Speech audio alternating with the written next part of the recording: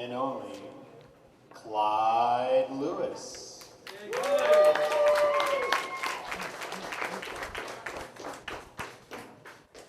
Thanks, Ron, and I'm glad you guys all came out tonight. This is going to be something we're going to do once a month.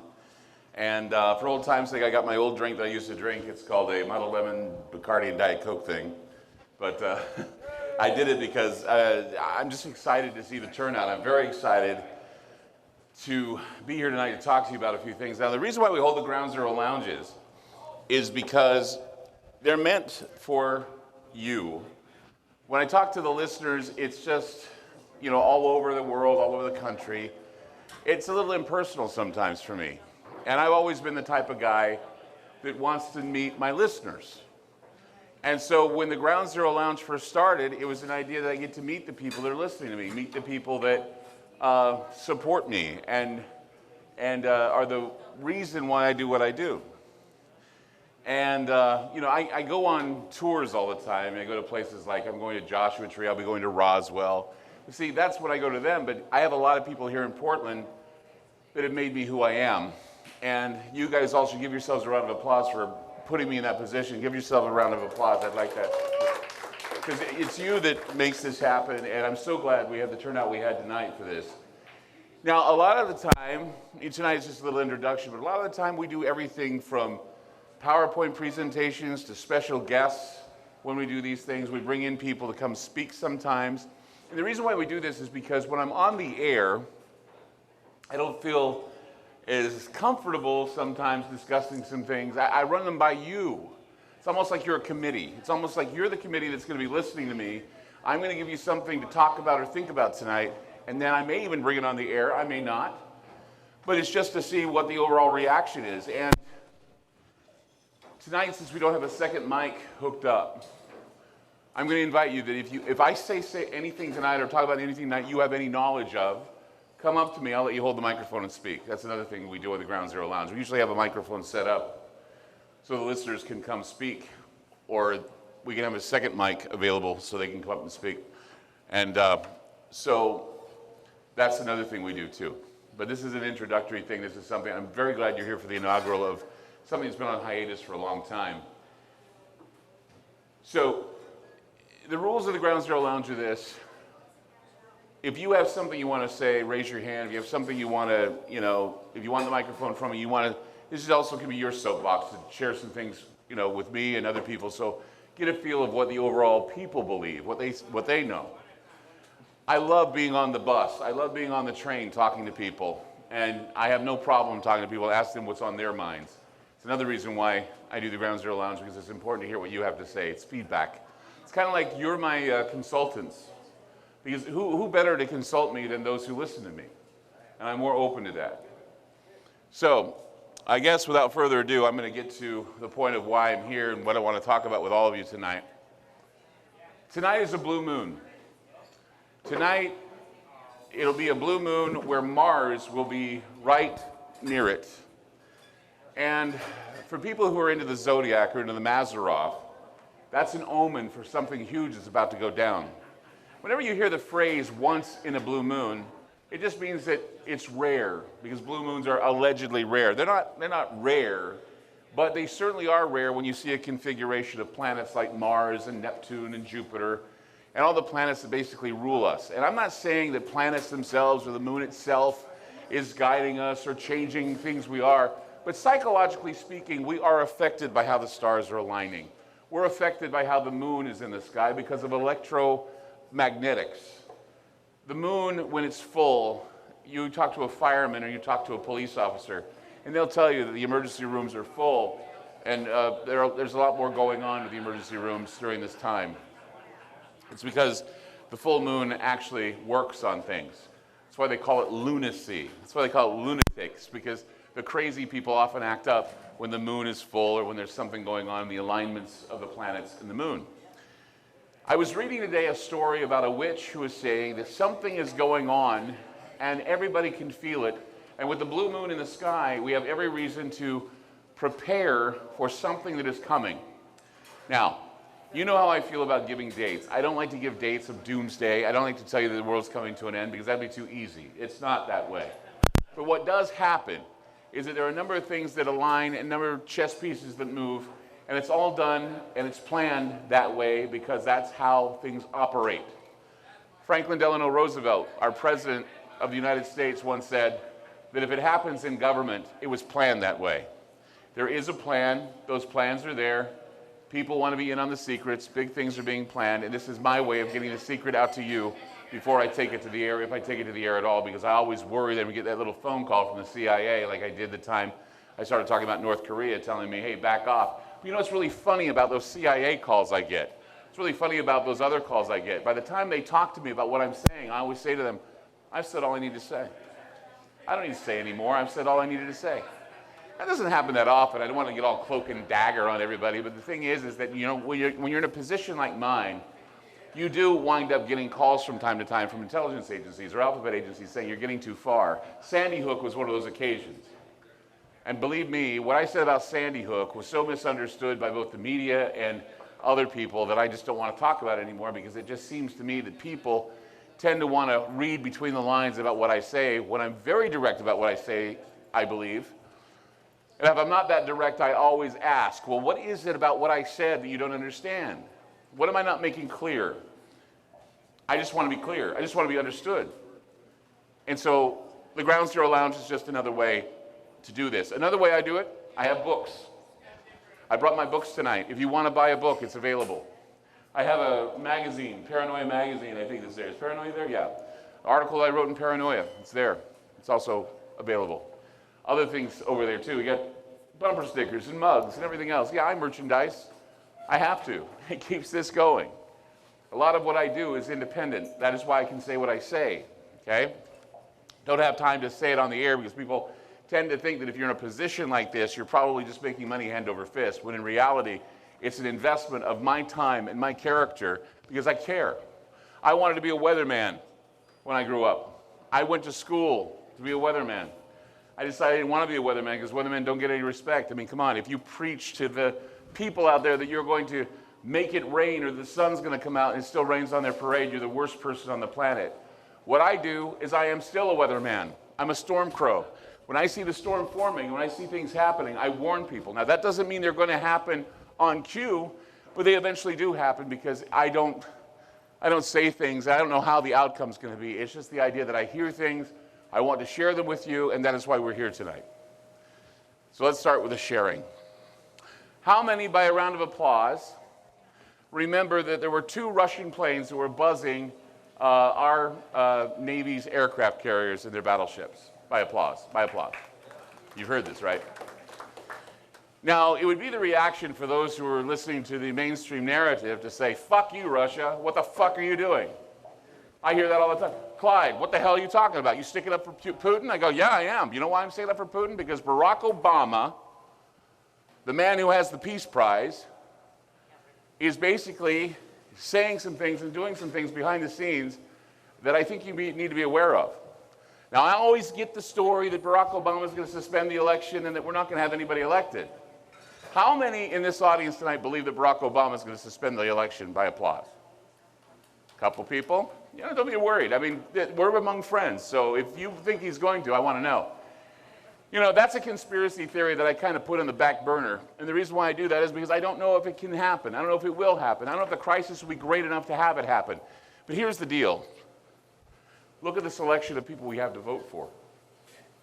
Never in the history of this country has there been a group of individuals that are running for office that are causing so much sectarianism and so much bigotry and prejudice that there's going to be civil upheaval if somebody, yes, go ahead. Do you think Barack Obama will appoint himself to the Supreme Court? There has been rumors that he will, but I think he's going for Ban Ki-moon's position. He's going to be for the UN. Seriously. He's expressed, well, when he was speaking in Berlin, remember what he said? I come to you not as a U.S. citizen, but a citizen of the what? The world. So he always had ambitions to be a world leader. And he just might be that world leader when Ban Ki-moon steps down at the end of this year. I wouldn't be surprised because of all the things that he said, all the things that he's done, all the treaties that he's signed, all the things that he gets behind would make him a world leader with the United Nations.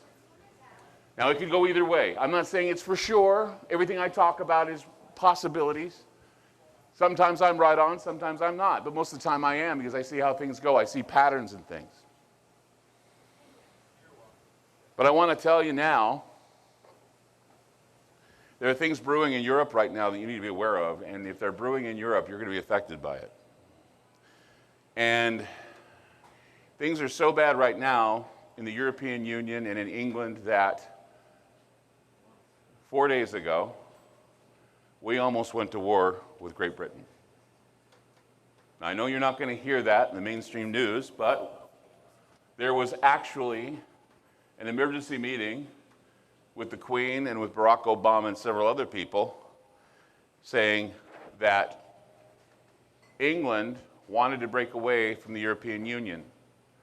Barack Obama said, you do that and you're in the back queue. You do that and we're going to sanction you just like we're sanctioning Russia. England wouldn't have it. England said, this is an act of war to an ally that you've had for a long time. And so I thought, wow, this is unprecedented. This is something you would never hear about or read about. I thought once in a blue moon, right? It's a once in a blue moon thing. Barack Obama had some very harsh words to England, and I remember when I was in New Jersey, what was it, 3-4 weeks ago. I was in Groversville, New Jersey, doing a television show for the Travel Channel, History Channel, I don't know which channel. But I was there, and my producers were all from Britain. They're all from England. And my one producer said to me, he said, who's going to be your next president? I said, I don't know, probably Donald Trump.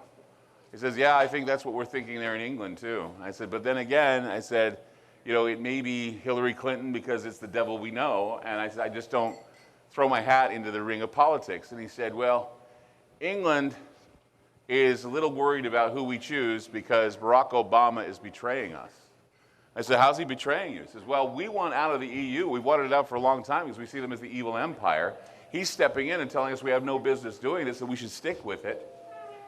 And so he said to me, he said, and there's a rumor that the Queen wants to flee the palace because she's afraid of what might happen. She's afraid of World War III. She's afraid that she's going to be killed right where she stands because of what's going on. And I'm thinking, it can't be that bad. We'd hear something about this. We would talk about this. It would be something that I would be right on board with. But see, that's the thing, is that there's been nothing but silence from Europe. There's nothing but silence from the media. Now, why is that? Because we're all caught up in the political banter and the political hatred that we have for each other. Just because one person says one thing, we have Black Lives Matter over here, we have another group over here, we have a group that wants to set up, what do they call that, the Democracy Spring? But I don't know where that went, but it's still being forged. They want to do it at a good time, so everybody will be involved, and it will be a mess. There was part of that where at least 200 people were arrested. So don't think for 1 minute they can't do mass arrests. Don't think for 1 minute there's not going to be problems in Ohio. They're already worried that somebody can sneak in a dirty bomb in Ohio and cause the RNC to go up or the DNC to blow up, or I don't know. It's up for grabs here, guys. I don't know what's going to happen. They may be worried for nothing. I'm not so sure. We're seeing a lot of fighting. We're seeing a lot of division. We're seeing a lot of people unhappy. But when a president of the United States who has a Nobel Peace Prize goes into Great Britain and flexes his muscles and says, if you decide you're going to hop off this empire that we're creating, you're going to go down. There's a reason why they're pulling out of the empire. They don't want to get dragged into a war with Russia. NATO, the United States right now, have at the borders weapons ready to go to take out Russia. All they need is the wink and the nudge to go there. But they're not just any kind of weapons. I said on my show the other night that they're putting up the space fence. Putting up the space fence because this is a missile shield and a satellite shield that they know that China will be able to take out our missiles and basically make it impossible for our soldiers to know where they're fighting. It'll make it impossible for you to get your money out of your bank accounts if you use ATMs. It'll be impossible for you to find yourself around the city when your GPS is out. It will be impossible for you to do internet, because a lot of that's done by satellites as well, and it'd be impossible for me to do a radio show. So that's one of the reasons why I'm starting up the Ground Zero Lounge, because I'm doing it once a month now, but it may be I'll have to do it like once a week. I did the Ground Zero Lounge back in the time where I had no access to anything radio or internet. So I figured the best place to do it is in my hometown. It was basically a rallying place. It was a town hall meeting to talk about what's really going on, because you're not going to get it from a mainstream narrative. You're going to get it from me. Because I have connections and people who call me and tell me, hey, are you talking about this? Are you paying attention to this? And I say, yeah, I'm going to talk about this to my group of my constituents. So, I think we all need to prepare mentally for the possibility that things aren't going to go the way we think they're going to go. I know everybody thinks that everything's all sewn up and everything's going to go as planned. Your candidate's going to get into the office. The government's going to run so peachy keen and fine. But I can promise you that towards the end of the summer, maybe around September, we're going to be seeing some changes going on, and they're going to be changes that we really are going to have to reevaluate who we are and what we stand for. Because we have, right now, troops on the ready. And you know what? Here's the thing that's most interesting about the troops on the ready, and the NATO troops, the American troops right there at Russia. The weapons they're using are not conventional. They're not weapons we've heard of. Remember when General Milley said, you're going to have to deal with hybrid warfare? What he didn't tell you is what kind of hybrid warfare you're going to be dealing with. We're talking autonomous drones that are going to be flying over the United States on a daily basis. We're talking about autonomous drones that are going to be flying over Europe on a daily basis. Yeah, I hear that. We're going to be talking about blimps that are going to be observing you because of what's going to go down. And we're talking about torsion field weapons. You ever heard of those? Who has heard of those? I just heard. Yeah. Very, very, very scary weapons. In fact, yes, what were you saying? I'm supposed to keep my mouth shut, but my son works for Skunk Works. Yeah. Come up here. Get them. This is very important. You don't want to talk about it on the mic? Okay, well, talk louder so everybody can hear. He can't tell me things, but I can guess these things.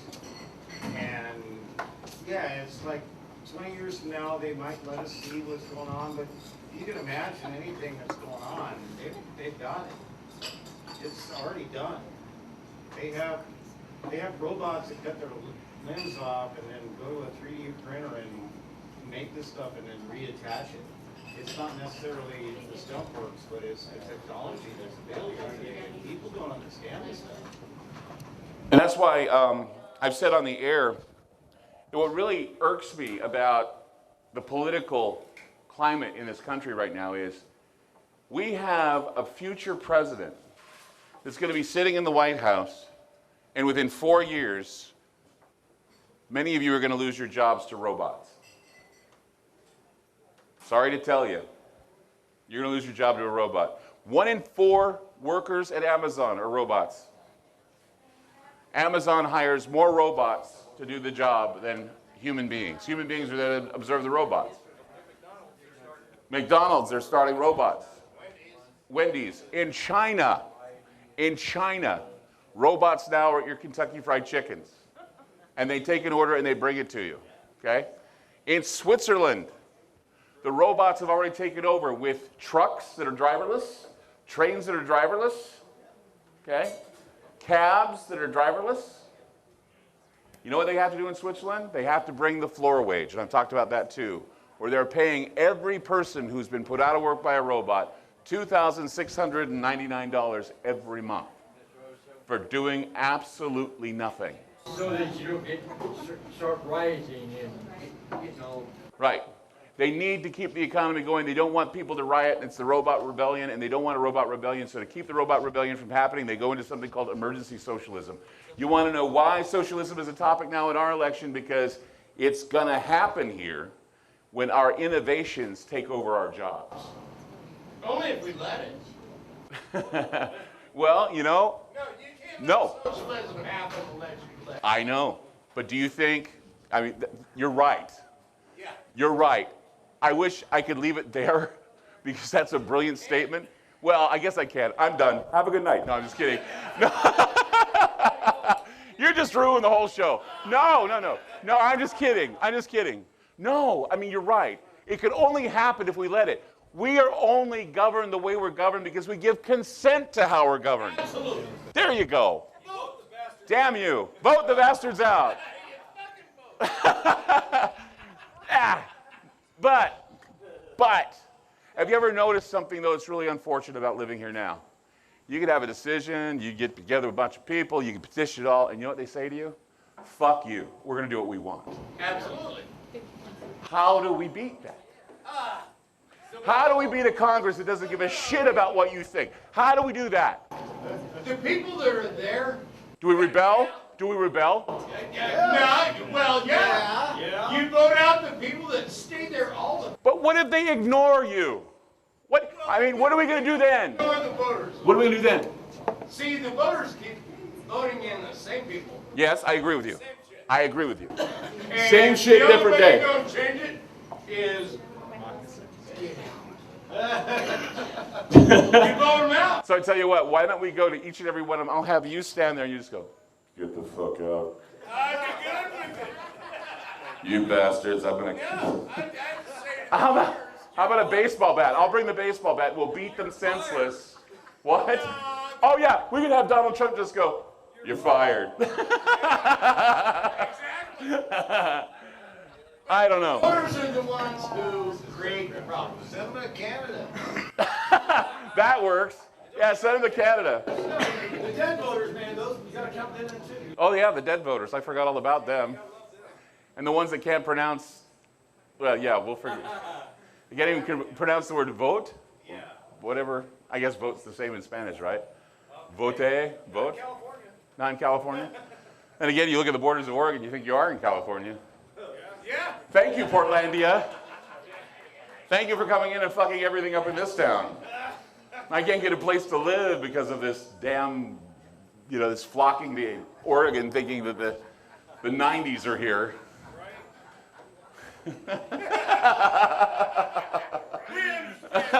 Yeah, you guys understand. God, you make this easy. Thank you. That's awesome. That is so. I'm glad you guys are here tonight. I really am, because it helps lighten the mood. Because I'll tell you, man, you just look at what is not being said right now, and you have to say to people, believe me when I tell you, shit is going to hit the fan, and you got to know how to dodge the shit. Now, I don't have all the answers here. All I know is be prepared for anything, because it seems to me that while we're not hearing anything about our president, there's a reason for this. It's because he's behind the scenes bullying people. He's bullying Europe, he's bullying Germany, and you know what he's doing? And I can't believe I'm saying this, but I'm going to say it. He's opening up more channels to bring in refugees in all these countries. And now, I'm not a person who has X-ray eyes. I can't tell a refugee from a refugee jihadist. And that is why when 9/11 happened, I said we should close the borders until we're back in business. Because, when a business gets vandalized, they close their doors. They close their doors until everything's repaired. Our biggest problem was we were open for business after 9/11. Now, why did that happen? We were a crippled country. We needed to heal. We haven't healed yet. There is no healing yet. The scabs are still there, and our leaders want to pick at them, and we're going to start bleeding again damn soon. The only thing is, are you going to be able to handle this the second time around? I think people are tired. No, you're right. I see you shake your head. No, you're right. It's got to happen. This situation abhors a vacuum, and the inertia that we're having right now in this country, the ennui we're having right now, we're having it because we're confused. It's a confusion. And I've always said this, and I'll say it again. When Americans are confused, what do? Nothing. They do nothing. When you tell somebody one thing and then you give them another story, it's like a cow reading a dictionary. Have you ever read a dictionary to a cow? They're just looking at it like this.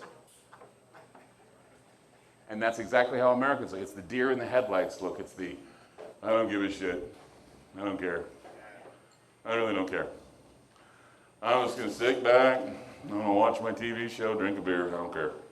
We're not gonna fall, Clyde, which, you know, it's not gonna happen. We're too big to fail. We're failing. Little by little, we're failing. And once that domino is pushed, it's gonna go click, click, click, click, click, and then you gotta make sure that you're not in the way of that domino coming down on you. Now, the only thing I can tell you is you need to be aware. You need to go beyond the mainstream narrative. The way you do it is you try to find places outside of the country for information. And there are news organizations that are independent. I go to a lot of them to read. There's one called whatreallyhappened.com. It's a great website to go to read about things. Blacklistednews.com. It's another great site. groundzeromedia.org. I'm sure you've heard of that one. Probably the best. God, I love you. How much am I paying you tonight? But yeah, I mean, 2 beers and a shot. 2 shots and a beer. Oh, your choice. I was talking with a friend of mine today. Her son is in intelligence. He's in intelligence with the military. And I said, could you call him and find out if all this stuff I'm finding out about Obama bullying England, the Queen wanting to leave, and our aircraft carriers getting buzzed by Russian planes, and what does that all mean? And the Chinese, the South China Sea. We're having problems there too. And you know what his words to her were? I can't say much. I just want to say to you, CIC wants to go out with a bang. You know what CIC stands for? Commander-in-Chief. So our lame duck is going to be quacking, flapping, and doing his best to fuck up our lives before he leaves office. So I know that, you know, I don't think anything's going to go out peacefully. There's not a real issue or confrontation that any of these bozos have to tackle. But when a decision is made where 21st century talking points have to be talked about, rather than 20th century and 13th century ideas. What about the stuff in Syria that's getting destroyed by ISIS purportedly? All of this knowledge and all these things in our ancient... You talking about ancient history being destroyed? Is being destroyed Yeah. city by city Yeah. worldwide. And what the hell? Why isn't anybody doing anything about that? Because they don't realize how important that history is to us, and they haven't read enough Orwell.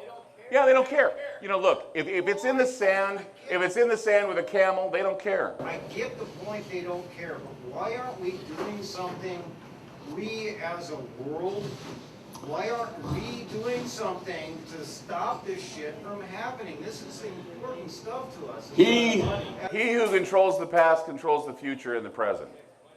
And if they're going to destroy our past, if they're going to destroy the heritage and the cradle of civilization, then they can claim that they have that cradle. Why do you think Hitler went into that area? Oh, it's been going on for... Right. Why did Hitler go into that area? Because he wanted to rewrite history to say that the Aryan Brotherhood was the founders and that he was the one that discovered it. That attitude has not left.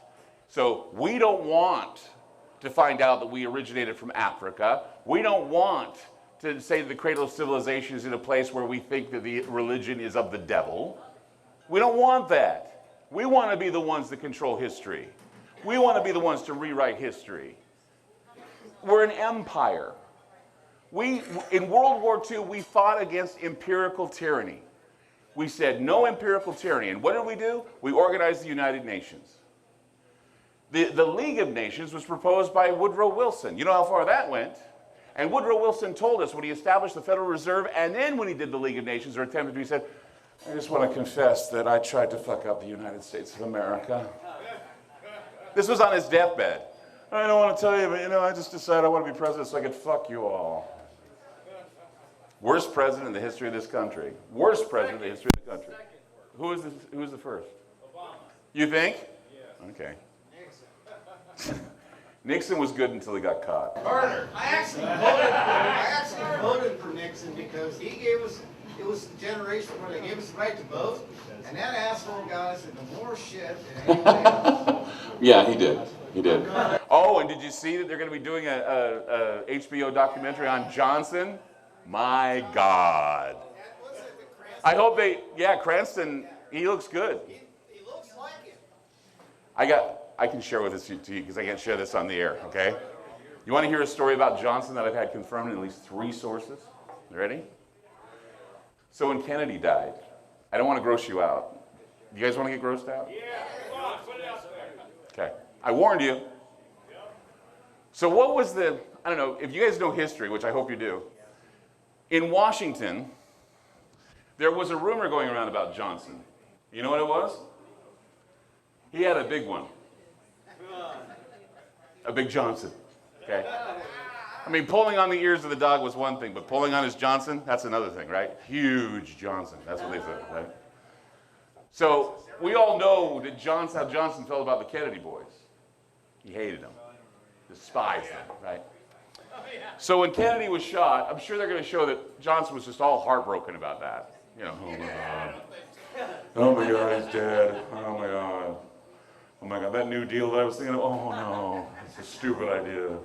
And the space program, what a stupid idea. Well, now I've had 3 sources tell me this, and they were very close to the case, okay? When Johnson was on the plane, taking the oath of office, Kennedy's body was in the back.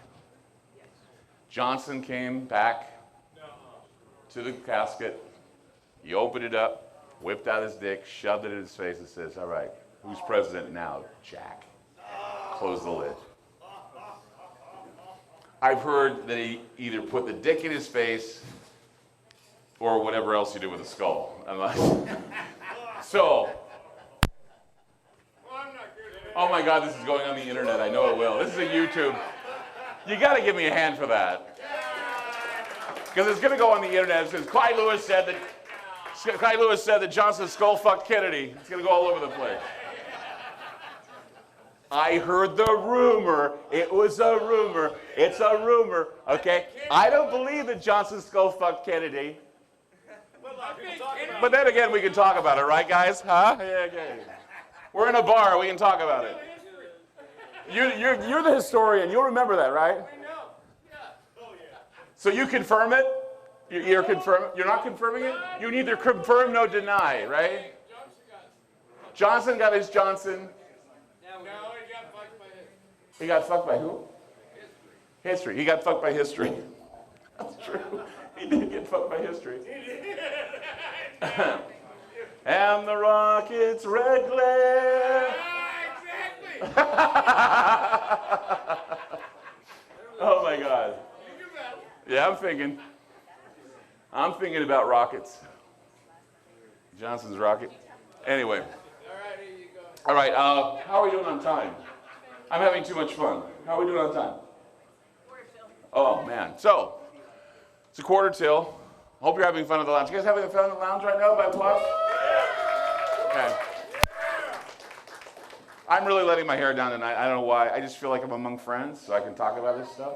You can do that as bird eye. I'm a public figure. Yeah, thanks, Janine. The lovely Janine, by the way, my fiance. Give her a hand. She's awesome.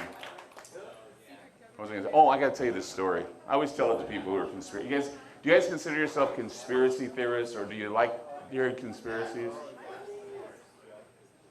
I'll tell you this story, and then I think my time's up. If you guys want to ask any questions, feel free. But I love telling this story. There were these 3 conspiracy theorists who were going to a conspiracy con. And they were in a car, and they came to a railroad track, and their car stalled. Train came, wiped them out. All 3 of the conspiracy theorists killed right there, dead. So they went up to heaven. They're up there hanging out. St. Peter sees them at the gate, says, guys, we know you're going to the conspiracy convention, so God wants to talk to you before you can get into heaven. I said, really? Yeah. So they waited for a while, and then God was in his office. All three of them came in. God said, sit down, gentlemen. I want to talk to you about something. And the guys were all nervous because it's God, right? You know, trying to talk to God. So I says, gentlemen, I want to tell you something. I have a few things I want to let you know. First of all, Lee Harvey Oswald acted alone. 9/11 was not an inside job. And Bigfoot and Elvis are not on a flying saucer somewhere. And the three conspiracy theorists looked at each other and said, boy, this conspiracy is bigger than we thought.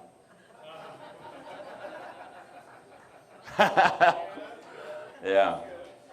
Hey, as we're drawing near to the end of this Ground Zero Lounge, are there any questions or is there anything anybody wants to bring up that I haven't brought up? Yeah, go ahead.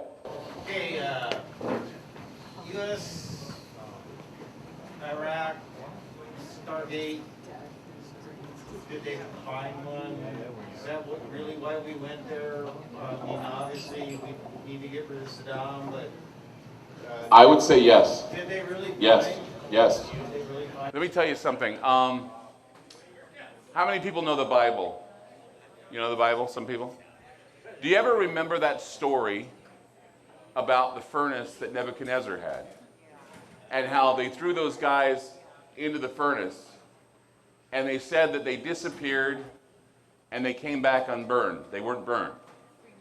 Okay? Now, if you think along the lines of primitive thought and primitive furnaces, you say, well, they went to a furnace and by some miracle they didn't die. But if you look at it from the standpoint of a Stargate, then what they did is they teleported out and they came back with something else, right? That was in Iraq. Now, does anybody know about Saddam Hussein and who he thought he was? He thought he was Nebuchadnezzar. He said, I am the reincarnated Nebuchadnezzar. So, Stargate maybe? Yeah. I think they did, because I remember reading somewhere there were a number of soldiers that were found dehydrated after they went through it. How the hell did they get it back? They had to pack it somewhere. But you know, they're still looking, and here's the deal. They're in Ethiopia. They went to Iraq and Ethiopia to find the Ark of the Covenant. And the Jews believe that it's buried underneath Al-Aqsa. But nobody's revealing whether it's buried there or not, but they're still looking for the Ark of the Covenant. Yeah, there's a big hole there. Goes down to the ground, right? There was and I don't remember the name of the TV show, but there was a TV show that was released about the red heifer. I don't know, did anybody see that? Does anybody remember the name of that show? I don't remember the name. I remember, I just so fleeting, and I watched it. They were talking about the red heifer prophecy, and they were saying that a number of radical Jewish factions were getting ready to raise the red heifer, then burn it, and then sprinkle its ashes at the temple, because they were getting ready to build the third temple. And that would signify that Armageddon is close. But see, we've already erected the temple in Trafalgar Square, the Temple of Baal. Not only that, but we did it near the Cleopatra's Needle, which of course is the obelisk, the phallus, that is near the gates. So this is sort of a monument, a sexual ritual where we have the phallus symbol and the gates, and it's called Cleopatra's Needle, but it's also called the key, the Osiris key. So it's a key to open the gates. Open the gates to where? Well, if it's Baal, let's open the keys to gates to the horned one. And then it's so interesting that the Nash building that's right near Queen Elizabeth's palace, they erected a statue of Pazuzu. Does anybody know who Pazuzu is? Pazuzu is the demon of pestilence.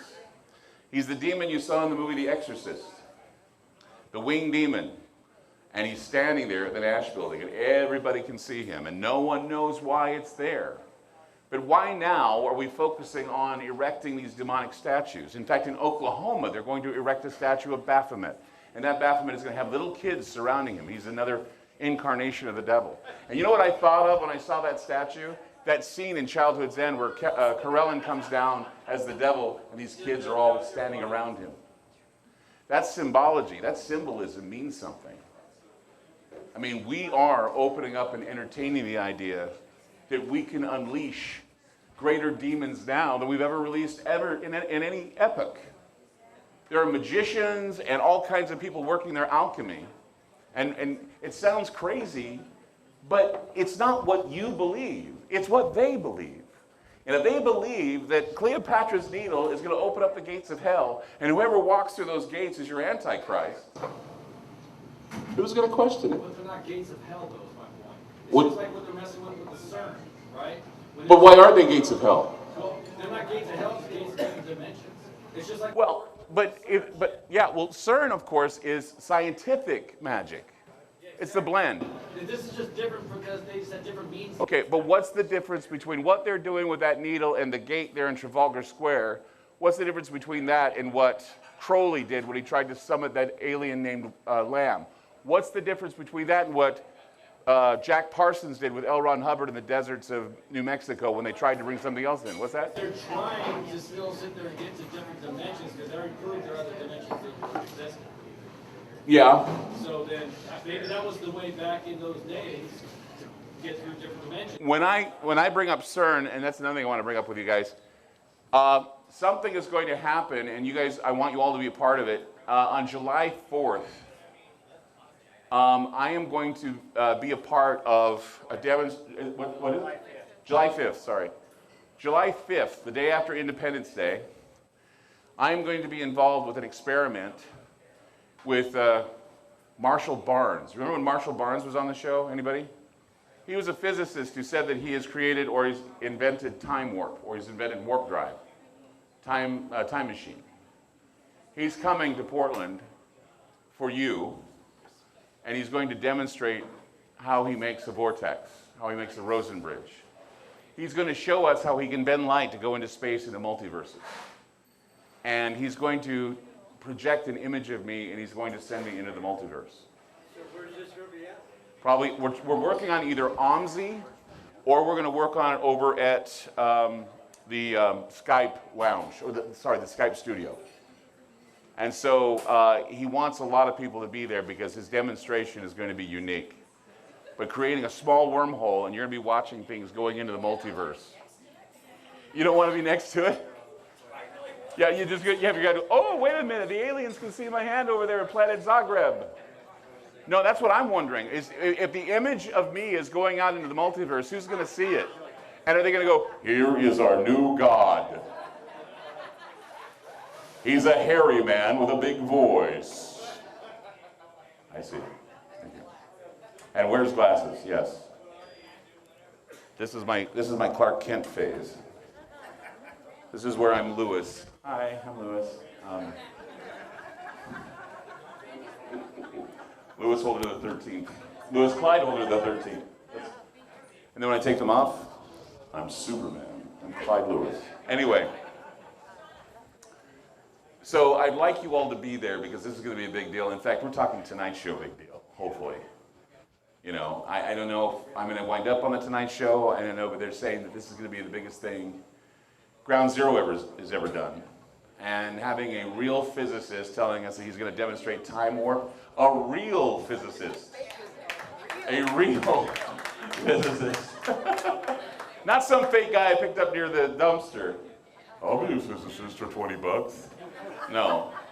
I've done that before. I'm just kidding. No, I haven't. You want to be a physicist? I got $20. I'm your physicist. I'll be your physicist. Yeah, so he's coming out, and he's going to do this, and I'm excited, and I want you all to be excited about it, because this is probably the biggest thing that ever happened to Portland. Really. For real.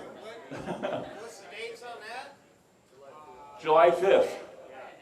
I'm going to Roswell. I'll be there for the Roswell celebration. I come back on the 4th of July, and then I do this. I'll have all you there. It's going to be amazing. It's going to be, Going to Alien Con? I'm going to, where's Alien Con? Over in Roswell? No, down in Santa Clara. I didn't know there was an Alien Con. Yeah, I'll look into it. I don't know if I'm going, but I'll look into it. Last weekend in October, it's got everybody supposed. I'm going to Contact in the Desert, which will be at the end of this month. Joshua Tree. And if you can go there, I'd like to see you all there. They say it's the Woodstock for UFO people, so, you know, I don't know, bring your drugs. Who knows? Don't take the brown acid, you see the reptilians.